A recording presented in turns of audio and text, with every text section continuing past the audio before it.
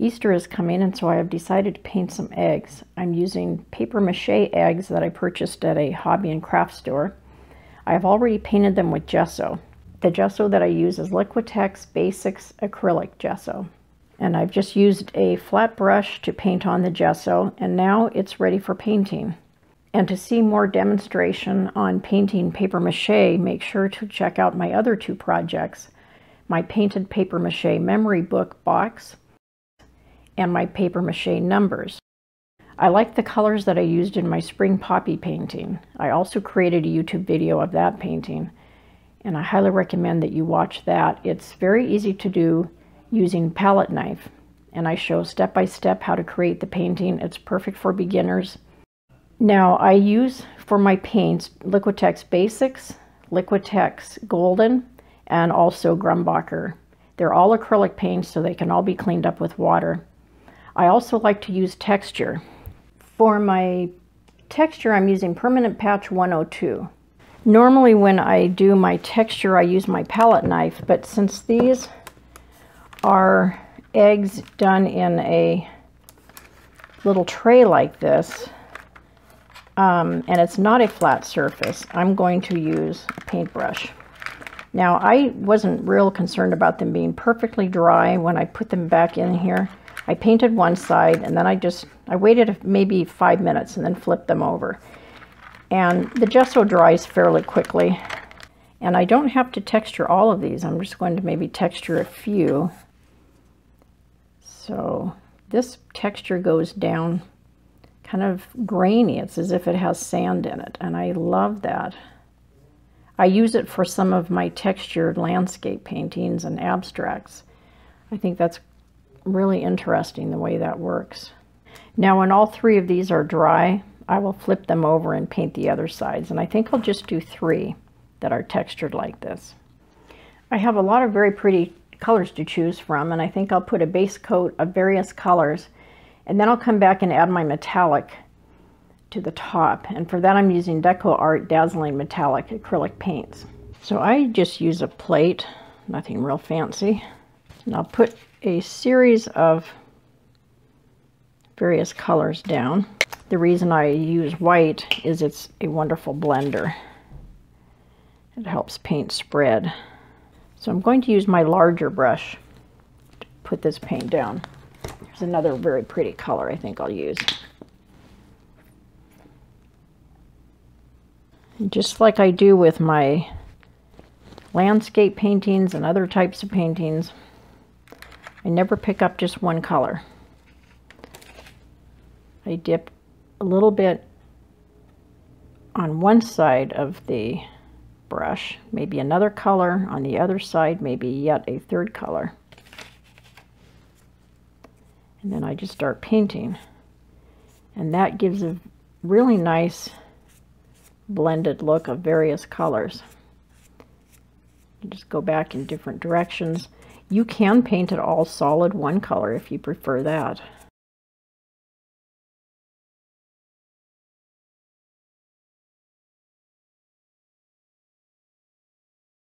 I'm now using a smaller brush, and you can see that it gives a little different effect. Now I'm going to let this egg dry, and I rinse my brushes in water between types of paint, and then I just wipe it off on my napkin here. So this one I will do in shades of blue, I think. It's different types of blue. Now that's really pretty. I'm using different colors by bringing in different shades at the same time. It just is a very pretty blend. Now I happen to be keeping each egg with its own color scheme, but you can mix them up any way you want. When I come back later and paint over it with the metallics, I could just use a splatter type technique, or I could use stencils. So this one now is ready to just sit. And don't be afraid to experiment with color. You can throw in browns. You can layer them, layer the various colors. You can streak them all different ways, and if you're not happy with it when you're finished, you can paint over the whole thing and start over. Now I think I'm going to have one all gold egg. So for that, I'm just going to take my gold paint, and I can use this then to paint one egg entirely gold.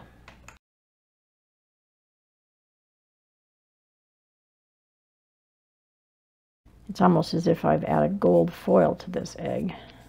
Now the eggs can touch one another, so I'm going to get out a second one of these.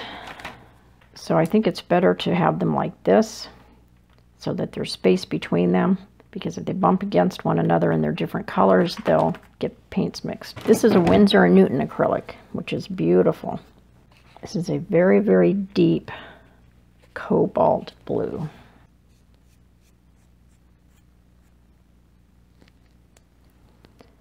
Now that one will go into its little drying rack. This one I'm using a solid color. So I'm going to go ahead and finish painting all of my eggs. And for these, I will add the texture to the other side, and then I will paint them. Now what I've done is I've gone back and almost finished my eggs. And what I found by experimenting is that I think it was really pretty to actually mix the metallic paint with the original color of the paint that I had used on the first coat, and I think that worked really nicely, especially on the textured eggs. And how I did that was I took the actual color, for example this dark purple, and I mixed it directly with the silver, and then I applied that to the egg. In a couple of other eggs, such as this one, I created a glaze, and I did that by pouring my glazing medium down first onto the plate, and then I mixed in some of my colors, such as the purple, and stirred that, and that created a thin coat. And I also mixed in the metallic paint. So I had a mixture of the metallic paint, the original color, and the glaze. And the reason that I used glaze is I wanted to thin the paint. And it's never a good idea to thin the paint too much with water, because it breaks down the polymers and the paint doesn't adhere as well. So if you're going to add a thin coat of something, use something such as this golden acrylic glazing gloss medium. And so when you mix it together, you end up with a thin coat made of your metallic paint, your original paint, and the glazing medium. And then I applied that over an entire egg. So you can do it either way. You can either mix the metallic paint directly with paint and paint that on, or you can put down a coat of regular paint, and then after that dries, create a glaze. And like I mentioned before, I used glaze when I created my spring poppy painting, so you can see more of that in effect on that painting. Now with this egg, I wasn't really happy with my yellows. So what I decided to do is to repaint them. And to do this yellow egg, I decided to put down a mix of the aqua along with gold. And so what I'm doing with that is not a glaze. That is directly the aqua paint with gold mixed into it. And then I just paint that right on, and it blends really nicely. So this creates a really pretty effect. And you can go back and add a little bit of extra gold any place that you want it, like right there. It'll just bring out a nice little shine. Or if you feel like you have too much someplace, you just come back and add the original color. But now I have to think about the colors that I have. This one being so vivid blue, that's the one that I had already decided I was going to add a glaze of gold. So I'm going to leave that one alone. This one I'll leave alone, and later it'll have the gloss varnish on it, and I think that'll be quite pretty. I only have one of that color, and since I'm not happy with this yellow, I can go ahead and paint it. I tried various things with it, and it just wasn't working. So I have to let that thoroughly dry though, and then I will create an egg that looks like that. And by doing that, I mixed the silver directly with the original purple. Okay, now I have all of my eggs painted and they're dried. And I have painted over the yellow one that I wasn't real happy with before. So now I'm ready to put the splatter of gold on here, and I'm going to try a couple of different things. I don't think I really need glaze with this because it's just the splattering over the top. So what I'm doing is I'm watering down the gold paint, and I am using water. I could use glaze with it if I really wanted to make sure that it was going to work okay, but I think this will be fine. And the idea here is to have water on the brush, and I already have a good amount of paint on there, so this can be very watery. So I water it down, and then I just tap the brush. If it's not watery enough, you won't get it to come off. And if you hit it too much, you might get little globs, but that's okay. I just wanted it to be just kind of a light hint of speckles. It's kind of pretty. Now this is the method sometimes people use when they're putting stars on the back of a background, maybe of a galaxy painting or something. And you could even do layers of this. So I also have some medium on my plate here. And instead of using water, I'm using some medium in some areas here to mix it to see how that works. And I think that might maybe work a little bit better. So that just gives you another little idea of something that you can do.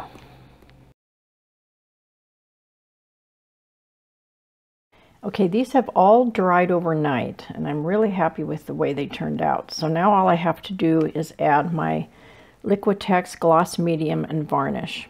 And that will add a UV protection, and it'll also add a bit of protection to the surface of the eggs. And I accidentally dropped one this morning, and it was just fine.